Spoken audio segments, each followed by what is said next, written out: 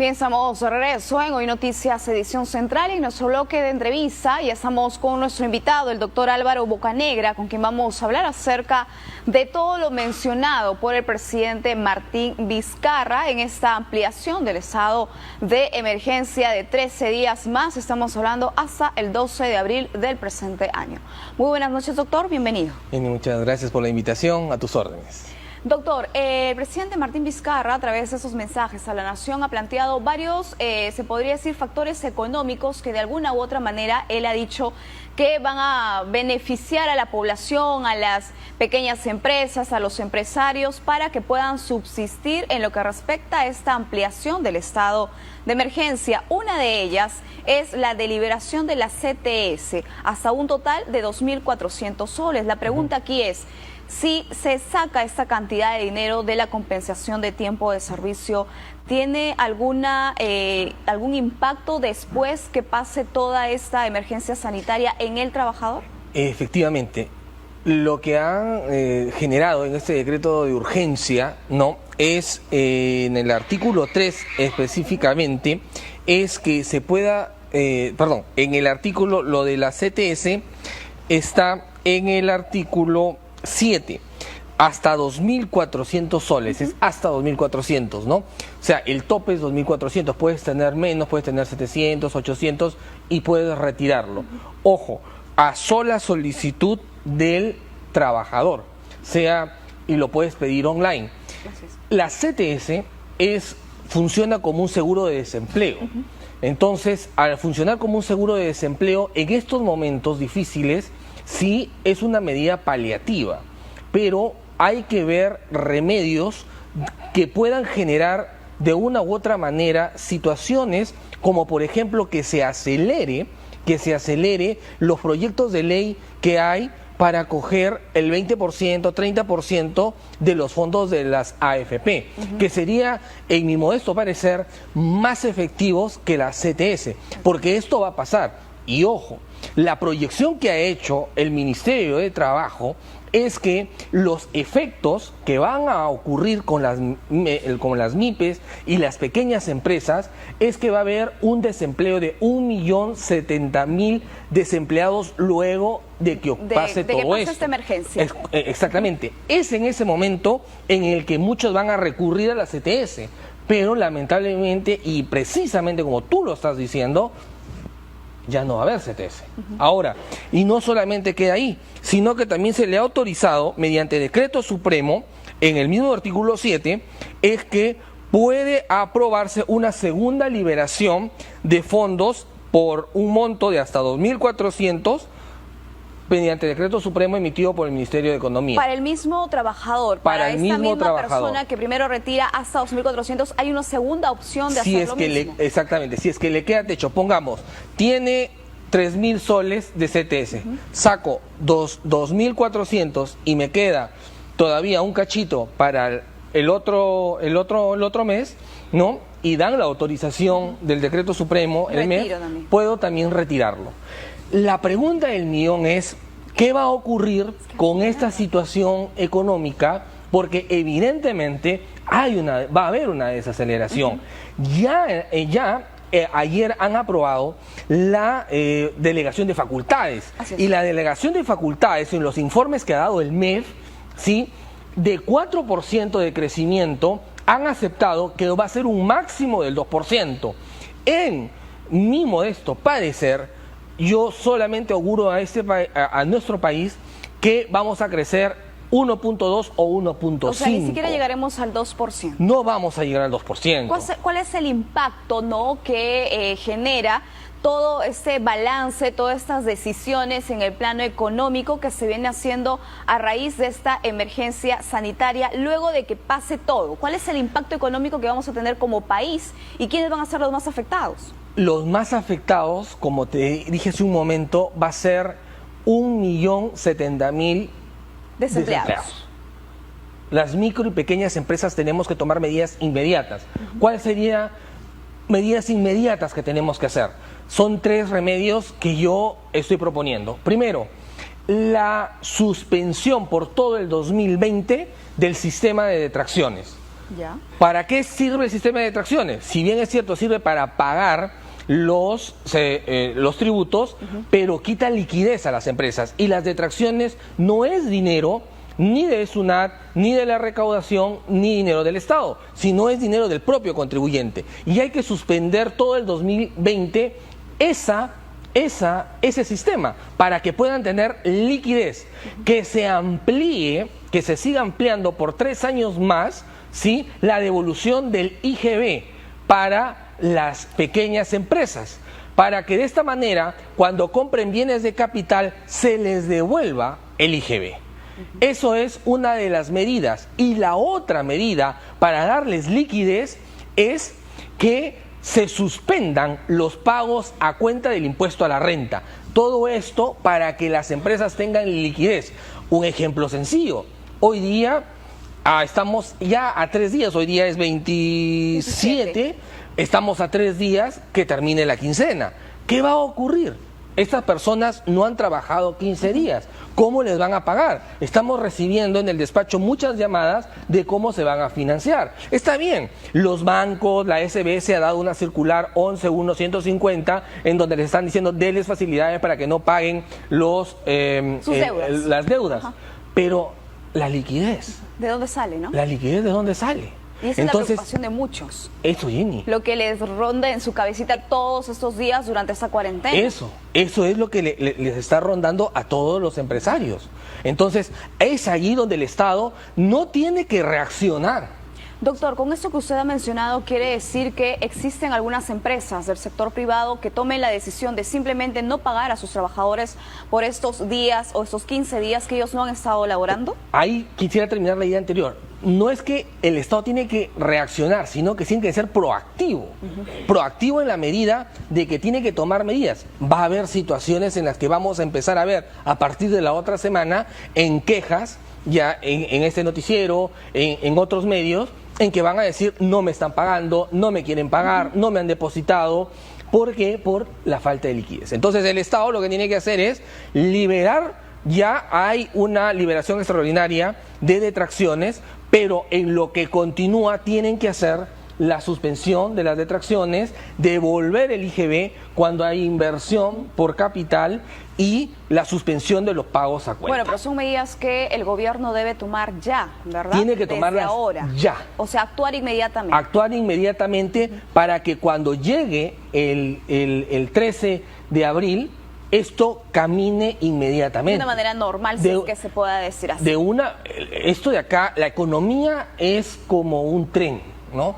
Vamos a tener que ir caminando de a poco. Y lamentablemente no podemos cerrar los ojos porque, por ejemplo, nuestro principal comprador está que recién se reactiva, que es China, ¿no? Entonces, China, por ejemplo, escuchaba a un cliente que necesitaba la adquisición de cobre. Y aquí en Perú le decían, no tengo la cantidad que me estás pidiendo, porque estoy trabajando solamente al 45 ni al 50% de mi capacidad instalada.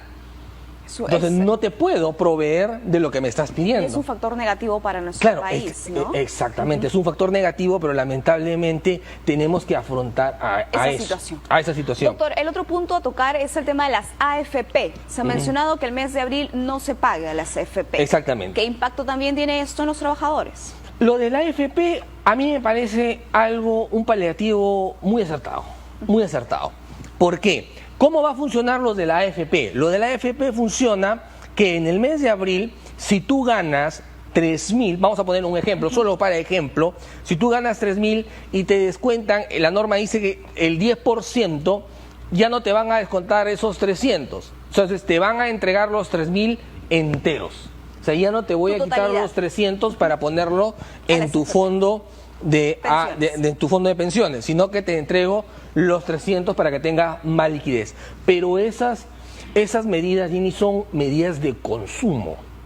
O sea, son paliativos. Lo que aquí tenemos que ver es no el árbol, y el árbol aquí es el consumo. Aquí tenemos que ver todo el bosque, y el bosque se llama sistema económico.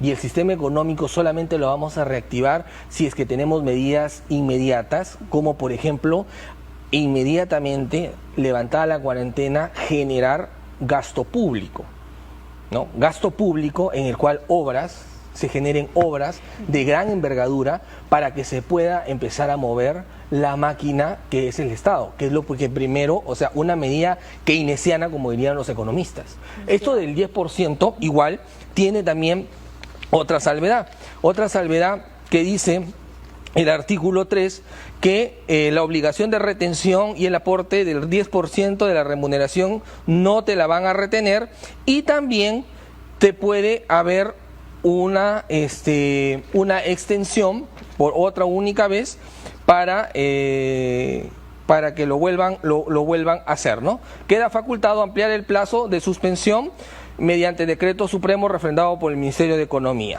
O sea, lo del no aportar a la AFP puede ser también hasta mayo. O sea, abril y mayo. Se puede extender, abril y mayo, ambos meses. El otro punto, doctor, es el tema de que también se mencionó una subvención económica del 35% para empleados, en lo que respecta a quienes ganan menos de 1.500 soles. Exactamente. La pregunta que muchos se hacen es, ¿solamente para el sector privado, para el sector público, también incluye el sector privado en esa subvención económica? La subvención económica a la que están hablando aquí son los trabajadores en planilla, ¿no? En planilla. Aquí sencillamente no han hablado no han hecho la discriminación. Ah, ok. Es en general. Entonces. Aquí no han hecho la discriminación. Habría que ver exactamente, porque el decreto supremo, el decreto de urgencia, que han emitido solamente habla de la CTS y de las AFP, pero lo del 35% en planilla no han hecho la discriminación si es el sector público o el sector privado. Pero aquí, en el detalle de estas planillas, en el 35% de hasta 1.500 quiere decir que todos los trabajadores que están en planilla van a recibir una subvención de hasta 525 soles, ¿no? Que se entiende que va a ser directamente dada al trabajador. Pero entiendo yo que esta subvención va a ser entregada al sector público y al sector privado. Ambos, ¿no? No se ha especificado a quiénes realmente. Se habló de manera general, ¿no? Acá se ha hablado de manera general, ¿no? Aquí, que es muy distinto, por ejemplo, en los independientes, ¿no? Que ahí sí está claro que es solamente para sector privado. Doctor, la semana que usted llegó con nosotros, porque esta es la segunda vez que lo entrevistamos, hablamos del tema de la SUNAT también. La SUNAT había dado fechas, ¿no? Sin tomar en cuenta esta ampliación de estado de emergencia. ¿Esos beneficios que brindó la SUNAT en un momento continúan en ese estado de emergencia? ¿Se han ampliado? Continúan todo el estado de emergencia, algunas se han ampliado, por ejemplo, las declaraciones juradas se han ampliado, algunas otras han aclarado, el atraso de libros queda igual, o sea, queda como ya estaba establecido. Lo que ha echado mano el Ministerio de Economía primero es resoluciones de superintendencia de lo más que tenía a la mano, lo más rápido para que pueda al contribuyente manejarlo de la manera más rápida, ¿no? Y de esta manera todas esas normas han quedado ya estandarizadas. Entonces las declaraciones sí siguen tal y como lo comentamos en su momento, ¿no? Okay. Sí. Doctor, sabemos de que quienes se ven afectados en estos momentos son la clase social, se podría hablar de extrema pobreza o pobre, ¿verdad? ¿Qué tanto es la preocupación que hoy ameriten cada uno de ellos o cuáles son, se podría decir, las respuestas negativas por cada uno de ellos? Porque alguien que sabe que tiene un ahorro, que sabe que tiene de dónde subsistir económicamente en estos tiempos de aislamiento social, pues no es tanta la preocupación, pero en esos sectores, ¿qué tanto es el impacto económico en ellos? El impacto va a ser muy grande. Es más, el día de hoy el presidente dio anunció una nueva bonificación, porque era para la primera quincena, los 380, y esta va a ser una nueva bonificación de 380 para la segunda quincena. No, ha dado para los que ya les ha entregado. O sea, los que les está entregando para la segunda quincena. Lo que ocurre es que esto es una cadena, Jenny. Esto es una cadena en la cual todo el mundo se ve afectado. y al decirte que todo el mundo se ve afectado, es porque hay una cadena de pagos que va a ser cortada. Entonces, aquella empresa que, por ejemplo, tenía desde aquella persona que generaba, hacía la limpieza en la empresa, y eran 2, ahora pues van a contar con 1, ¿no? Entonces, toda esta generación... Es el desempleo que usted hablaba. Exactamente. El desempleo va a ser altamente, el impacto más fuerte que se va a tener. Y aquí lo único que podemos echar mano y solucionar esto de una manera proactiva es de medidas keynesianas. ¿Cuáles son las medidas keynesianas? Que el Estado salga a hacer gasto público. Gasto público, estamos hablando que empiece a generar más gasto público en carreteras, más gasto público, obras públicas, pero obras de inmediata realización. No podemos seguir esperando una licitación, todo eso, porque de lo contrario, esto de acá va a ser algo, una vorágine que nos va a comer. Ahora, estos datos que te he dado de 1.070.000 son los datos que el mismo Ministerio de Trabajo ha emitido.